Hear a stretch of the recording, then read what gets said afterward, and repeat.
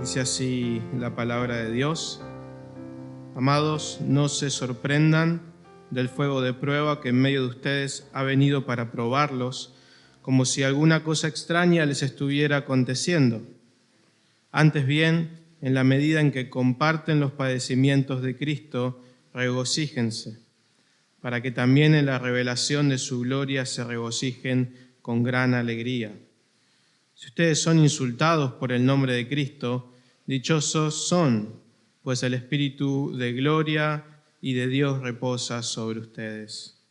Ciertamente, por ellos Él es blasfemado, pero por ustedes es glorificado. Que de ninguna manera sufra alguno de ustedes como asesino, o ladrón, o malhechor, o entrometido. Pero si alguien sufre como cristiano, que no se avergüence, sino que como tal glorifique a Dios. Porque es tiempo de que el juicio comience por la casa de Dios. Y si comienza por nosotros primero, ¿cuál será el fin de los que no obedecen al Evangelio de Dios? Y si el justo con dificultad se salva, ¿qué será del impío y del pecador? Así que los que sufren conforme a la voluntad de Dios, encomienden sus almas al fiel Creador, haciendo el bien. Vamos a orar a Dios, a pedirle ayuda para escuchar su palabra. Gracias, Señor, por tu palabra viva y eficaz. Gracias por el privilegio que tenemos de escuchar tu voz. Gracias por Jesús, nuestra esperanza, nuestro Salvador, nuestro sustituto. Gracias por la vida, por la reconciliación, por el perdón, por todo lo que tenemos en Él. Te pedimos que nos permitas escuchar tu palabra, poniendo a tu Hijo en el centro de nuestros pensamientos, y que podamos hacerlo con corazones humildes, dispuestos a escuchar tu voz. En el nombre de Jesús, amén.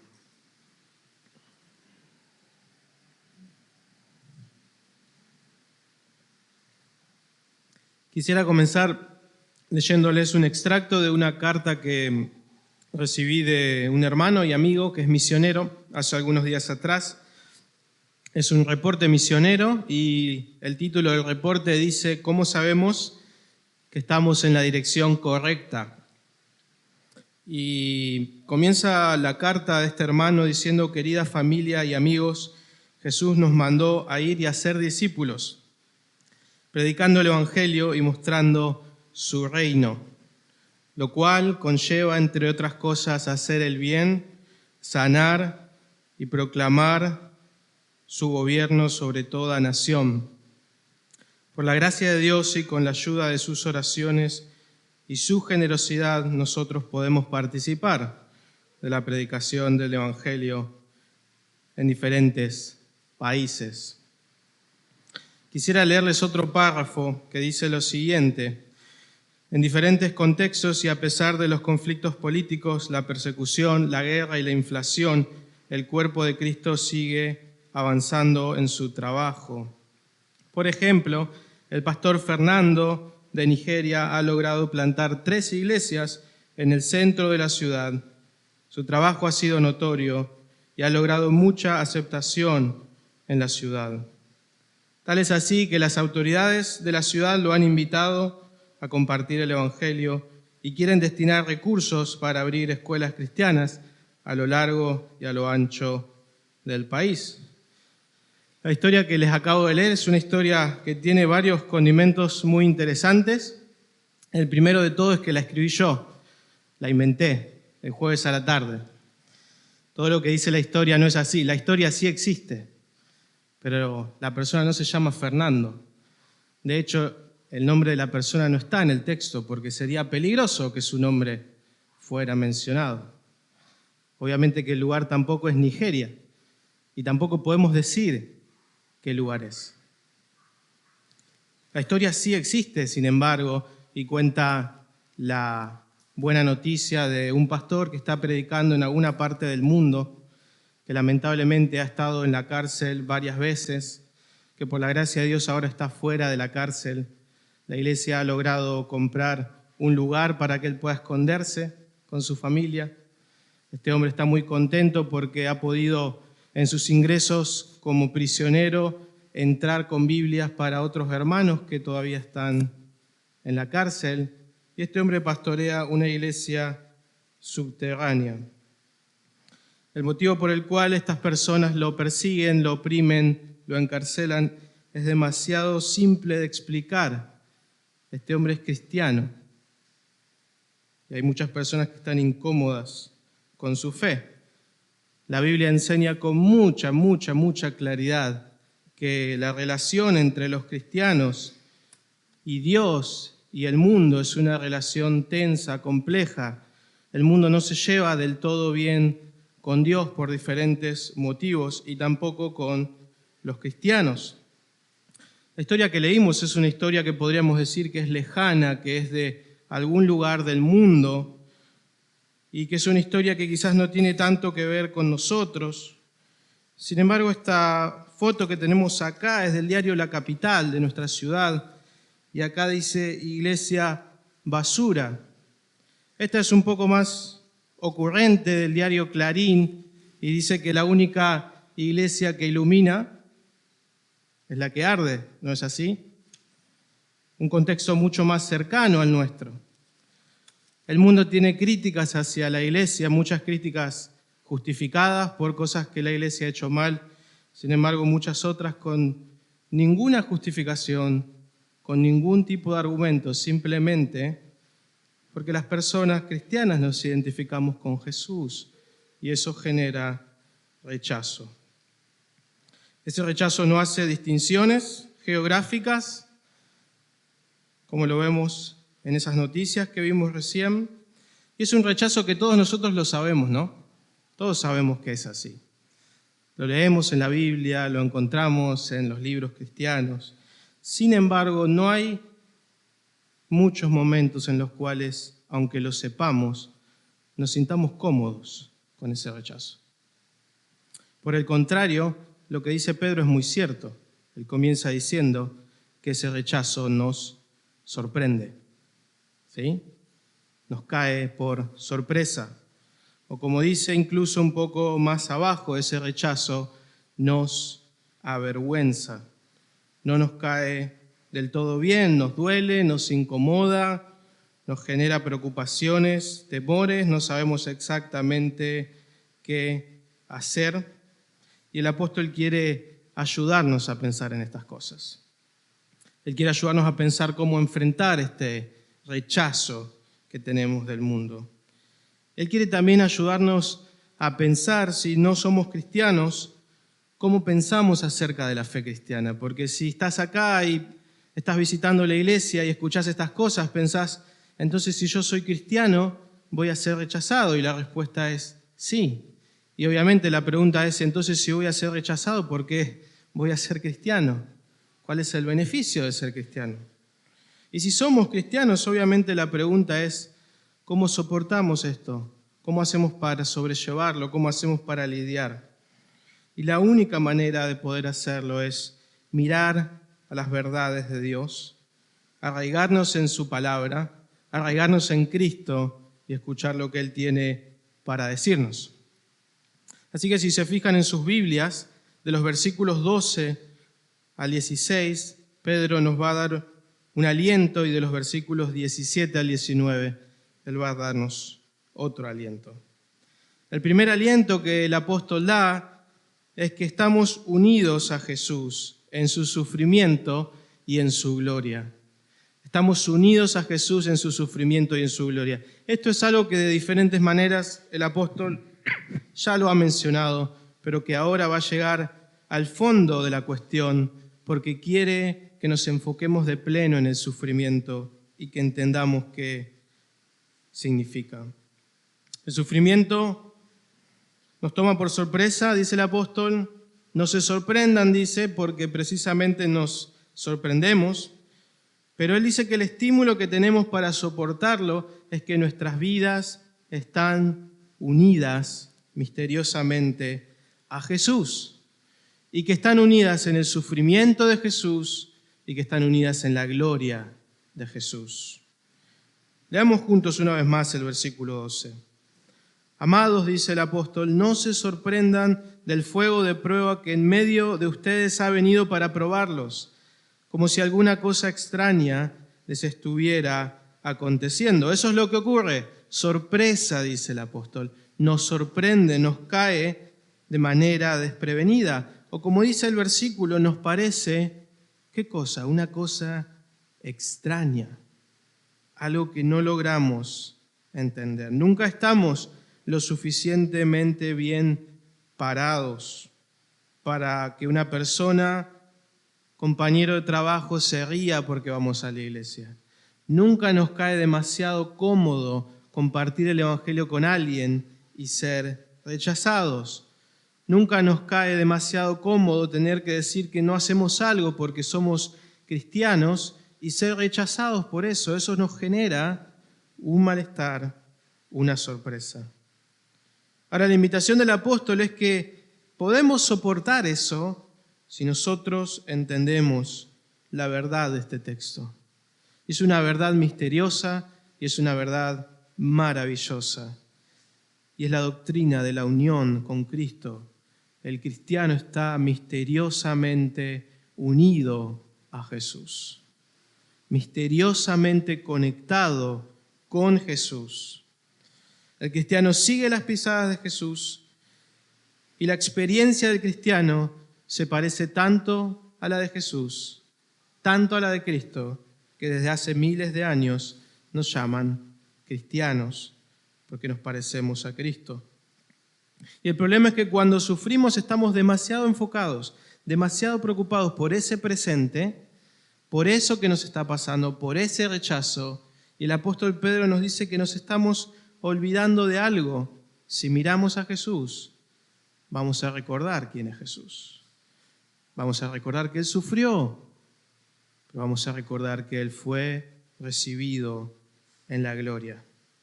Y nosotros también. Eso es lo que dice el versículo 13, ¿no? Fíjense cómo lo expresa el apóstol. Antes bien, en la medida en que comparten los padecimientos de Cristo.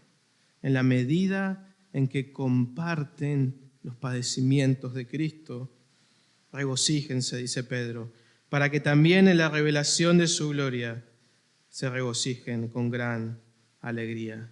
¿Qué compartimos con Cristo? Todo. ¿Qué compartimos con Cristo ahora? Padecimientos. Pero nosotros sabemos, como dice el apóstol, que va a haber una revelación, un momento en donde Él va a revelar su gloria, en donde Él va a regresar, en donde Él va a ordenar todas las cosas. Y si nosotros estamos unidos a Él en su sufrimiento, ¿por qué no vamos a estarlo en su gloria? Pedro está trayendo a la memoria lo que Él ya dijo en el capítulo 1. ¿Sí? ¿Recuerdan lo que Él dijo en el capítulo 1? Nosotros en el futuro, dijo, tenemos una herencia que es nuestra en los cielos, que fue ganada por Jesús por medio de la resurrección de entre los muertos. Y en el presente sufrimos, pero un día en la revelación de su gloria vamos a estar unidos a Él. Pedro dijo que eso fue lo que los profetas profetizaron acerca del Mesías, de los sufrimientos que Él iba a sufrir, de las glorias que vendrían. Y nosotros con Él seguimos el mismo camino. En la medida en que comparten, dice Pedro, esos padecimientos, no tienen que sorprenderse. Al contrario, tienen que regocijarse, porque es una clara señal de que están unidos a Jesús y que van camino a la gloria. Lo que no podemos evitar es que ese camino tenga adversidades. No podemos evitar que seamos rechazados. Jesús también fue rechazado, pero constantemente nuestra alma tiene que estar puesta en Jesús, en donde Él está, recordando que Él está en la gloria. Mientras meditaba en esto, recordaba una vez que viajé a la Patagonia en auto. No sé si alguna vez viajaron a la Patagonia en auto.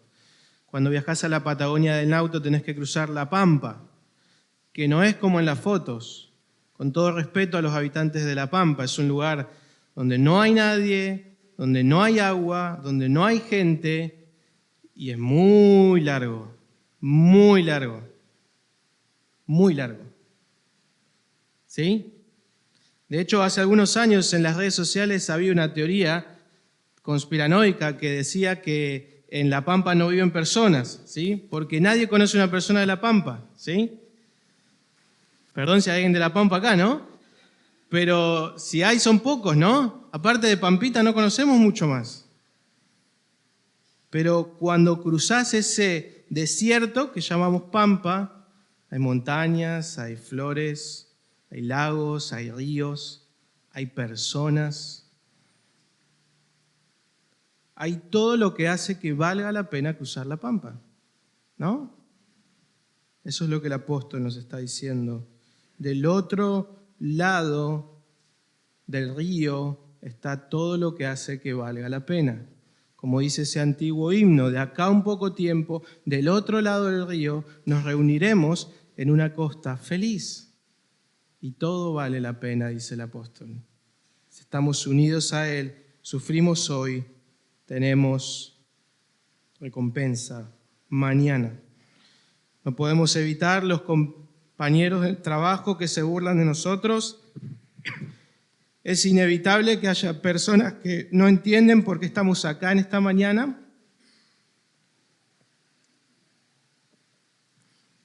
Es inevitable que haya familiares que te pregunten por qué crías así a tus hijos, que se burlen, que cuestionen tus ideales.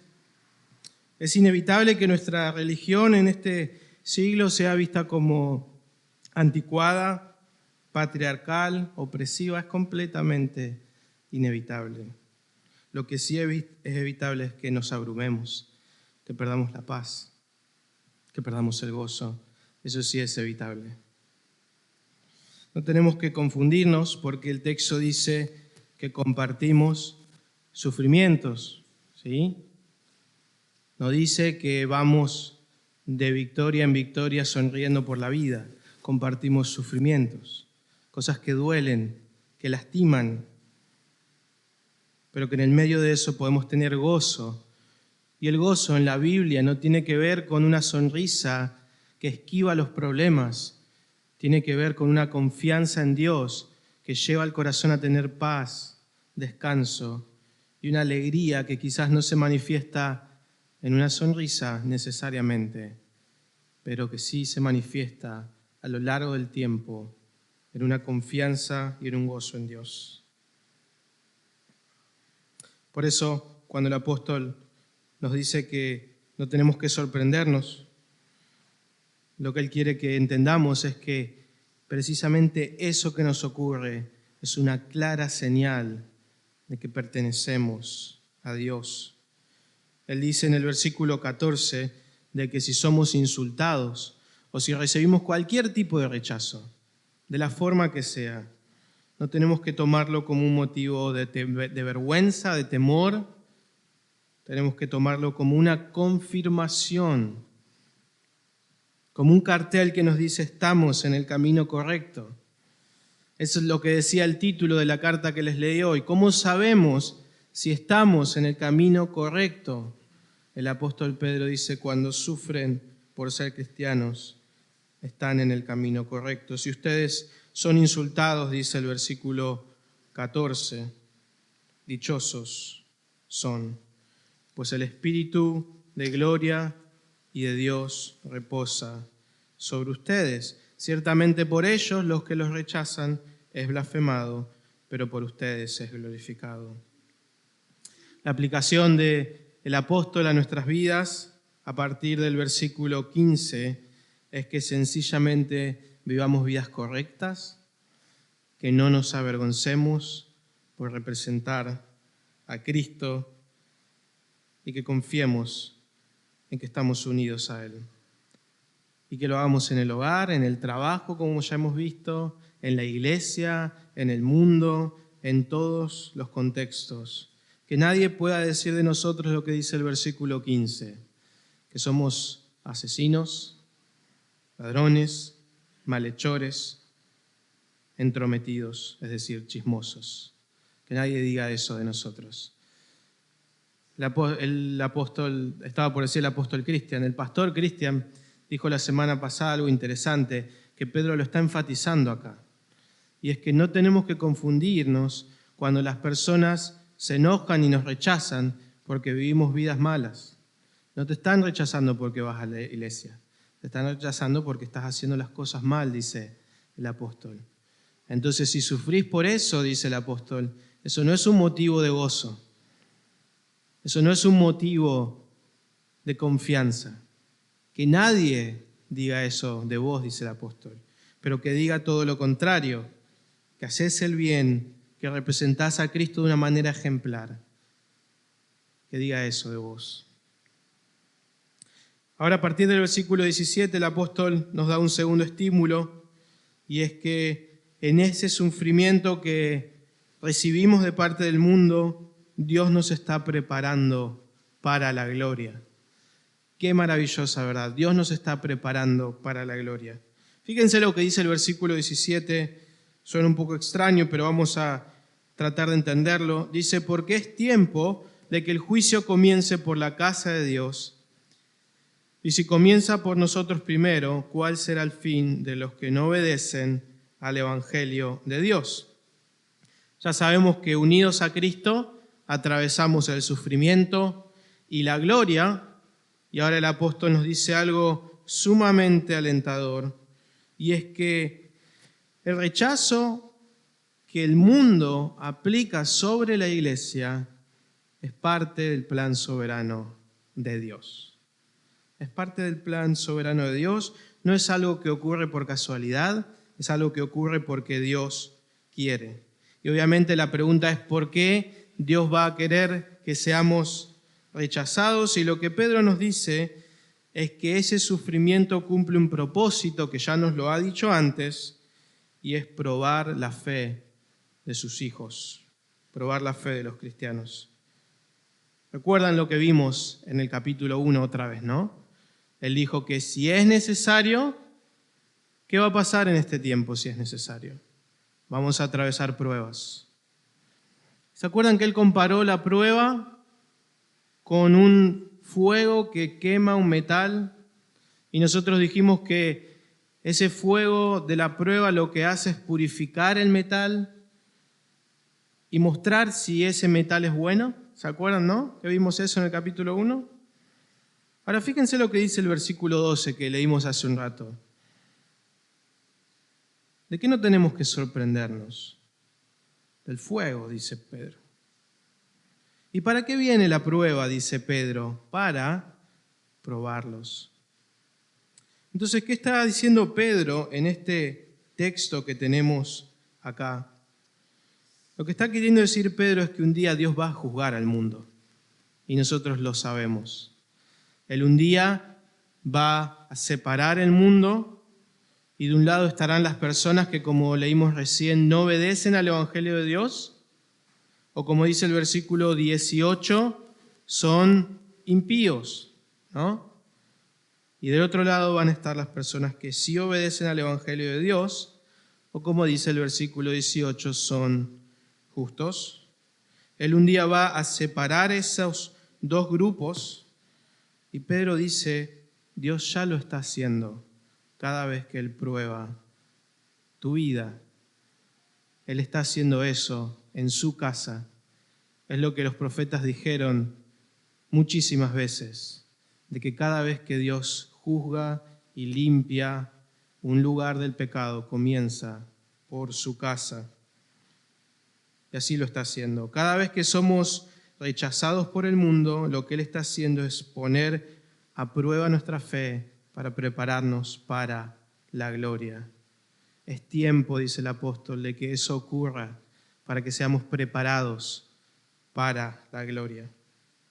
¿Cuántas veces te pasó que alguien te rechazó por ser cristiano? ¿Cuántas veces te pasó que quizás tuviste problemas con alguien por ser cristiano? ¿Cuántas veces tuviste que soportar que alguien cuestione lo que pensás, lo que vivís, o que alguien se ría de lo que estás diciendo? ¿Cuántas veces nos ha pasado ir a hacer evangelismo y tener esos sentimientos encontrados, ¿no?, al ver la reacción de las personas? ¿O cuántas veces nosotros, antes de ser cristianos, hemos rechazado a personas que nos han querido hablar de Jesús? Ahora, la pregunta es la siguiente: ¿no es cierto que cada una de esas situaciones le da la oportunidad a ese cristiano para que crezca en su fe? Eso es lo que está diciendo Pedro. ¿No es cierto que cada una de esas situaciones te pone en momentos, en circunstancias donde Dios te está dando la oportunidad de amar, de ser humilde, de perdonar, de servir, de tener dominio propio? ¿No es cierto? ¿No es cierto que son situaciones en las cuales tenés la oportunidad de no ser egoísta? Eso es lo que está diciendo el apóstol. Él lo permite porque Él está separando a aquellos que son suyos. Y por medio de la prueba Él lo permite para que vos crezcas, para que tu fe sea pulida. ¿Y no es cierto también que en esas situaciones nuestra fe es puesta en el rincón, entre la espada y la pared? Porque el mundo nos aprieta para ver si estamos dispuestos a ser cristianos, para ver si queremos ser cristianos. Y nosotros no somos fuertes, ¿no? Pero aunque nos aprieta y nos duele, al final del día, con la ayuda del Señor, le decimos al Señor: Señor, yo quiero ser cristiano. ¿No es así? Yo quiero ser cristiano. Me cuesta, pero yo quiero ser cristiano, aunque el mundo me rechace. Entonces Pedro está diciendo, eso es lo que Dios está haciendo. En su casa, Él está purificando a su pueblo por medio de esas pruebas. Y por medio de esas pruebas Él también va a quitar del medio todo lo que no pertenece a Él. Por eso se llaman pruebas, porque prueban, ¿sí? Porque son el control de calidad celestial para ver dónde está nuestro corazón. Y en ese control de calidad, por medio de esa aflicción, Dios ve lo que no está bien, nosotros lo vemos, y Él lo cambia, lo corrige, lo purifica. Y Él también ve todo aquello que no pertenece, que no tiene el Espíritu de Dios, todas las personas que no tienen frutos dignos de ser cristianos, para poder separarlas. En otras palabras, Él está preparando a sus hijos para la gloria. Él está preparándote para la gloria. Ese es el estímulo que tenemos que tener, y es que nuestro buen Señor está interesado en que lleguemos a la gloria, y por eso nos prepara. Él está interesado en llevar a la práctica lo que leímos hace unas semanas atrás, de que Cristo vino para terminar con el pecado, y Él lo está terminando en nuestras vidas, y Él un día lo va a terminar con el mundo, y Él nos está preparando. Y por supuesto que es un gran estímulo para vos si no sos cristiano. Y para toda persona que rechaza el Evangelio es un gran estímulo para que no tengas el final de aquellos que rechazan el Evangelio. Porque hay un final glorioso. Hay una herencia segura para los que confían en Jesús. Hay un gozo duradero, dice el apóstol. Hay un destino terrible si lo rechazamos. Y eso no tiene por qué ser así si pones tu confianza en Jesús. Si confías en su perdón, en su salvación. Si seguís a Jesús, será difícil, será muy difícil, pero te espera un gran futuro. El apóstol termina invitándonos y vamos a orar al Señor en el versículo 19. Así que los que sufren conforme a la voluntad de Dios, encomienden sus almas al fiel Creador, haciendo el bien. Sufrimos, dice el apóstol, conforme a la voluntad del Dios que nos está purificando. Podemos encomendar nuestras almas a Él porque Él es fiel, dice el apóstol, y tenemos que seguir haciendo el bien. ¿Qué les parece si oramos al Señor, pidiéndoles que Él nos acompañe mañana pasado, esta semana, en el trabajo, en el colegio, en la universidad, que nos acompañe con nuestras familias, que nos acompañe hoy en la mesa del domingo, para que podamos, encomendados a Él, seguir haciendo el bien aunque cueste. Amén. Señor, te pedimos que nos ayudes, te pedimos sobre todo que nos des una fe fuerte que confía en vos, que realmente descansa en lo que tu palabra dice acerca de todas estas cosas, Señor. Te pedimos que nos des ánimo, fuerza esta semana para saber cómo lidiar con el rechazo de las personas. Te pedimos que nos ayudes a no desviar nuestra mirada de Jesús, porque Él es el que nos recuerda que estamos unidos a Él. Te pedimos que nos ayudes a pensar de qué maneras estás probando en nuestras vidas y qué es lo que querés enseñarnos, de qué formas querés purificarnos, Señor. Te pedimos especialmente por nuestros hermanos en esta congregación que a causa de su fe la pasan peor. Te pedimos, Señor, que estés consolando sus corazones, que estés recordándoles a Jesús, recordándoles la gloria venidera que les espera con Jesús, Señor. Y te pedimos muy encarecidamente por la iglesia perseguida, te pedimos por este pastor por el cual oramos rogándote, Señor, que en ese lugar del mundo donde lo pusiste, en esa iglesia subterránea, Él pueda tener paz, pueda tener gozo, pueda tener confianza en vos. Y te pedimos por todos los otros hermanos perseguidos a lo largo del mundo. En el nombre de Jesús. Amén.